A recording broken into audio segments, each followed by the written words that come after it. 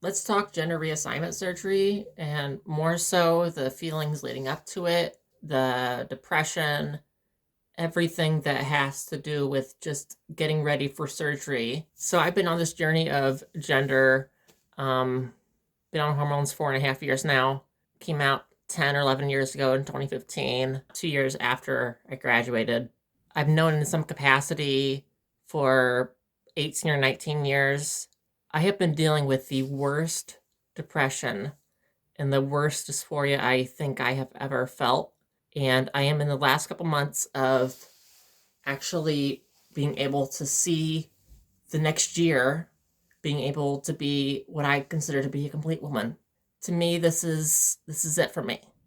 That, and I'm also having this revised because they cut into my neck in 2024 and they weren't able to get as much out, so they're cutting in there. But I'm putting so much of my now into my future in terms of saving up money and not getting a lot of things that I really want, sticking to the needs, food, water, shelter, bills, all that. It's the only thing I've allowed myself to buy, and being able to afford to take 2 to 3 months off of work or leave of absence. So just not knowing about that and not having a date is it's just stressing me the heck out. With me dating and 90% of my prospects being cis men, which is a conversation all of its own, the amount of pure hatred, the amount of disgust and loathing, hating my current body, my current equipment, we'll say equipment,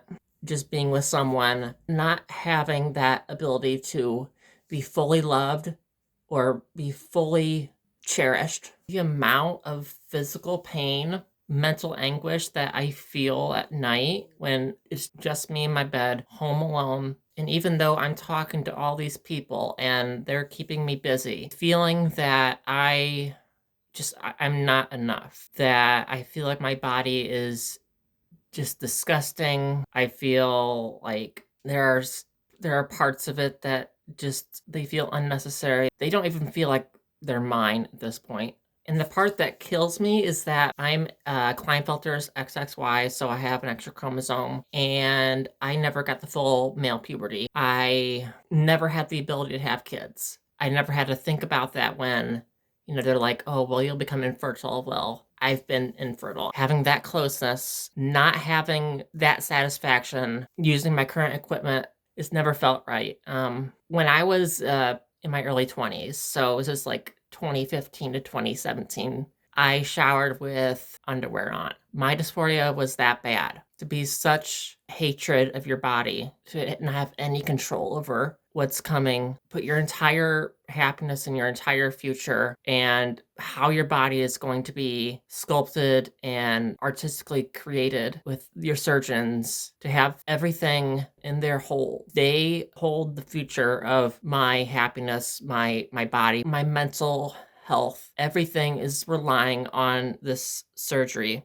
Body image is something that was ingrained in me in childhood and early adulthood. My pillow sheets are just covered in dry tears. The waiting that I feel like if I were to go back and tell younger me that you are going to have to wait 11 years until you're in your 31st year of life to have gender reassignment surgery, to have your vagina installed.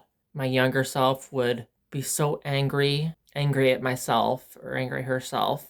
It took until 3.5 years, about a year ago, to see any sort of emotions kind of actually come to the surface. I love being more available to that side of me, and I like being able to show my emotions. Having that feeling that I've never had before in my life, I'm just beside myself, and I'm hoping that this surgery does everything and more that I need.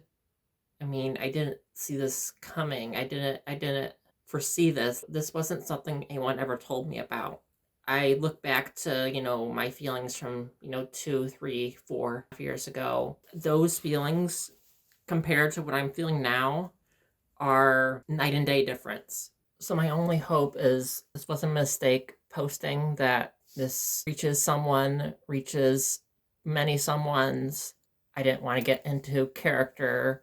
I didn't want to have a script. There's no script. There's nothing. Just plain thoughts and trying to get this into this. I'll talk to y'all later. Goodbye, my wonderful gals, guys, and everybody in between. Love, Andrea.